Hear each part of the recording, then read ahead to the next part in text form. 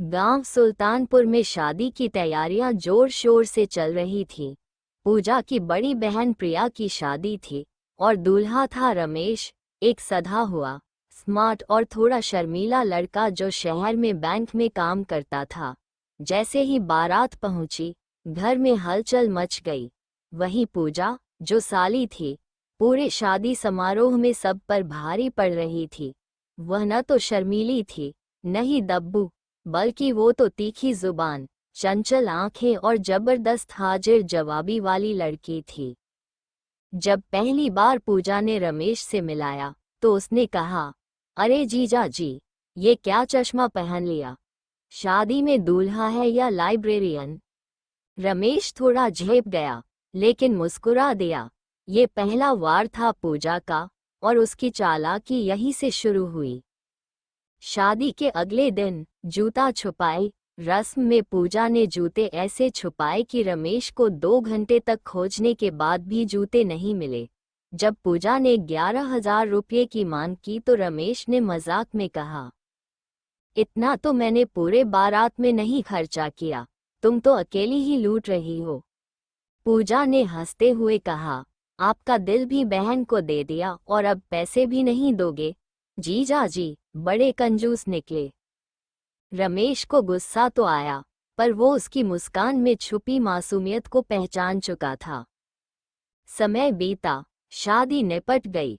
रमेश अब प्रिया को लेकर शहर लौट गया, लेकिन पूजा और रमेश के बीच की नोकझोंक अब फोन और चैट तक पहुंच गई थी।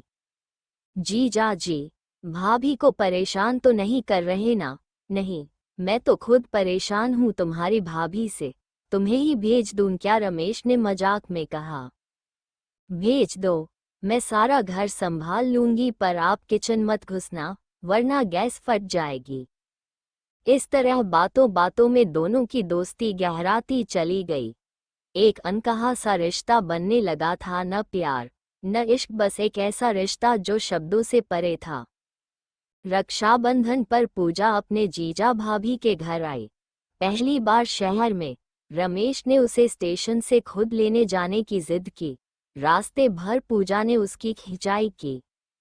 आप ड्राइविंग ऐसे कर रहे हो जैसे घोड़ा गाड़ी चला रहे हो, और तुम पीछे बैठी हो जैसे मेरी बॉस। घर पर सब ठीक रहा, लेकिन पूजा की उपस्थिति रमेश को अच्छा लगने लगा। उसकी बातों में अपनापन था, और कुछ ऐसा भी जो उसे अपनी पत्नी प्रिया में कम लगता था, बेफिक्री, हंसी और दिल से बात करना। एक शाम पूजा और रमेश छत पर बातें कर रहे थे। पूजा ने पूछा, जीजा जी, आप कभी सीरियस नहीं होते क्या? रमेश ने एक लंबी सांस ली। जब भी सीरियस होता हूँ, लोग मजाक समझ लेते हैं। तो क्या मैं भी मजाक समझ रही हूँ? पूजा की आवाज कुछ धीमी थी। कुछ क्षणों का मौन था। फिर रमेश ने मुस्कुराकर कहा, तुम्हारा हंसना अच्छा लगता है, मत बदलो।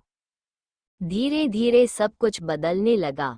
प्रिया को भी यह महसूस होने लगा था कि रमेश और पूजा की बातचीत कुछ ज्यादा हो रही है।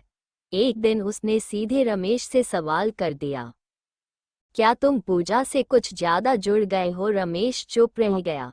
ये चुप्पी बहुत कुछ कह गई।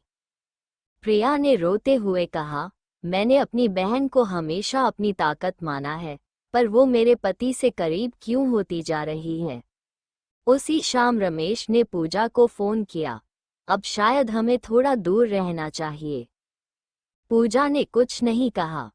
फोन करते ही उसकी आंखें भर आईं। 5 साल बीत गए। पूजा अब एक स्कूल में अध्यापिका बन चुकी थी। प्रिया और रमेश का जीवन सामान्य हो चुका था, पर कुछ अधूरा सा हमेशा उनके बीच रहता था। एक दिन स्कूल में एक गेस्ट लेक्चर था और गेस्ट थे रमेश। स्टाफ रूम में पूजा और रमेश की आंखें मिलीं। दोनों मुस्कुराए, पर अब वो मुस्कान शांत थी, स्थिर थी, जैसे सब कुछ समझ चुकी हो। लंच ब्रेक में दोनों आमने सामने बैठे। कैसी हो? रमेश ने पूछा। अच्छी हूँ, अब चश्मा नहीं पहनते, पूजा ने मुस्कुरा कर कहा। तुम्हारे ताने याद रह गए, अब नजर ठीक हो गई है। दोनों हंस दिए। तुम्हें कभी लगा जो हमारे बीच था वो क्या था? रमेश ने पूछा। शायद एक रिश्ता जो जीजा साली के नाम में बंधा था, पर आत्मा से दोस्ती जैसा था। और अगर समाज की सीमाएं न होती तो भी मैं अपनी दीदी को कभी नहीं तोड़ती। पूजा की आंखें चमक उठी। रमेश ने सिर झुका लिया।